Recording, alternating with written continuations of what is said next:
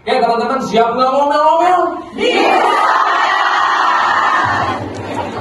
Memiliki orang tua yang cerdas secara emosional itu paling menguntungin buat anak. Nanti kalau bunda lulus ini, tahap naik selanjutnya bunda yang jadi madrasatul ula buat anak-anak. Pelajarannya Fuad Naim, dia ngasih tahu bahwa orang Korea itu tuh semuanya serba cepat. Dan kami pernah ketemu teman yang di sana dan dia juga ngasih tahu bahwa iya, anak-anak sekolahnya parah, dia pulang nyampe rumah tuh jam 9 malam katanya. Karena les lagi. Jadi kondisinya adalah kalau kamu gak pintar, kamu mati. Dan hustle culture ini membuat kerja itu sudah jadi agama. Sampai sini kebayang?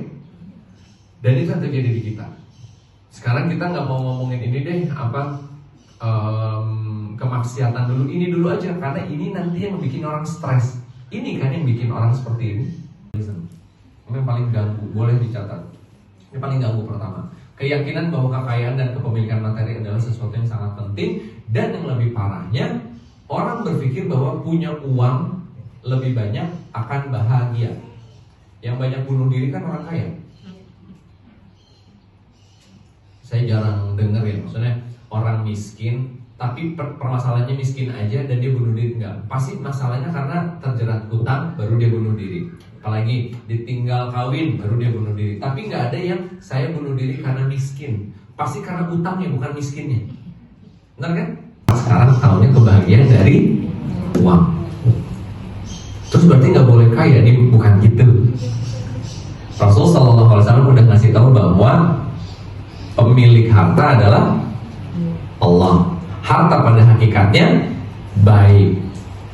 Kita tuh disuruh regulasi harta aja nanti ya.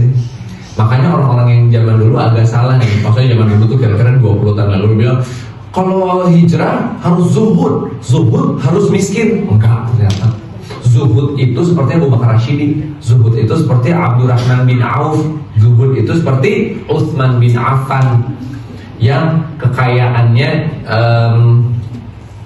Abu Bakar Rashidi membebaskan budak, sekali ngebebasin 800 juta cash. Cuma balik ke rumah doang, ngambil 800 juta, sok aku tantang ibu keluarin cashnya berapa sekarang. Mentok-mentok mah 150.000 karena cash susah kan ya. Tidak menyimpan kebahagiaannya di harta tersebut. Sedangkan kita pengennya kaya, udah kaya, pusing, gak bisa tidur, stres. Itu kita tuh siklusnya begitu. Adalah kita baca yang kedua, konsumerisme. Ada ini mah. Konsumerisme itu adalah sesuatu yang beli karena bukan butuh, beli karena pengen, beli karena pengen. Betapa banyak lipstick merah yang dimiliki sekarang. Merah, merah ya, dari scarlet sampai ke semi burgundi itu kan di mata laki-laki merah. Mau batak, kayak mau marun, kayak mau naon, merah, baby pink, ada baby pink, ada baby shark, pusing nggak tuh? Apa bedanya baby pink sama pink yang udah gede? Maksudnya ada baby pink, pink remaja gitu ya, terus pink gede sama pink nenek-nenek? Nggak ada, cuma baby pink doang, terus gitu. Tapi yang ini sih agak salah, apalagi gitu. Nah, individualisme ini ada dua makna. Yang makna pertama, aku bisa hidup sendiri tanpa orang lain. Satu. Yang kedua, apa yang aku dapat karena aku. Jadi Allahnya dikesampingkan. Bayangin, kan aku bisa di sini. Iya dong. Oh masya Allah, aku tuh dari dulu ya usahaku luar biasa sekali sampai ke titik ini. Lupa dia ada qadar Allah di situ dan dia tidak pakai. Maka dia berasa menang. Dia berasa menang. Obatnya apa? Jelas, obatnya adalah kita harus lihat balik ke sejarah bahwa semua nabi, semua sahabat, semua orang-orang soleh komunal sistemnya, berkomunal, saling membutuhkan dan saling memiliki. Bayang ya, saling membutuhkan dan saling memiliki. Meskipun kita terpisah RT, tapi ada hubungan di situ.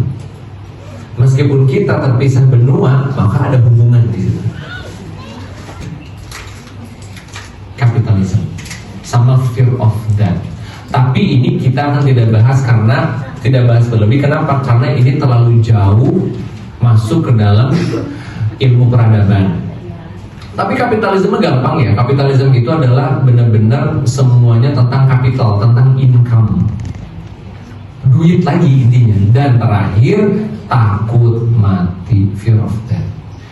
Silakan dicek hadisnya tuh. Rasulullah berkata cinta dunia, dan ini hadis wahan kok, teman-teman sering ngaji pasti nggak dengar kok. Nanti kelak bil makna ya al-kamakol, nanti kelak di akhir zaman engkau akan melihat muslim itu seperti makanan di piring dan diperebutkan sama musuh-musuhnya, dan kalian nggak bisa apa-apa. Kata sahabat, kita sedikit ya Rasulullah. Kata Rasulullah, enggak, kita super banyak nanti, tapi kalian nggak bisa apa-apa, tidak berguna seperti buih di lautan karena penyakit wahan. Kata sahabat, apa itu wahan ya Rasulullah? Cinta dunia dan takut kematian. Clear?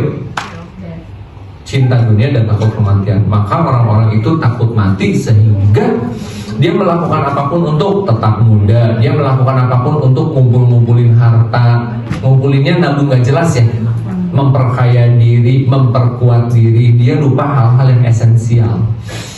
Maka dia ditipu. Dan ini 5 Pillar of Hustle Culture ini versi Coach Faris. Bukunya Barokah Effect sama bukunya Produktif Muslim. Ada Coach Faris namanya. Itu teman-teman. Terakhir ya, insya Allah ini cuma 10 menit. Obatnya adalah menjadi manusia kuat yang siap dipuji. Udah, ini ibu jadi ini, ibu ngajarin anak ibu ini. Clear?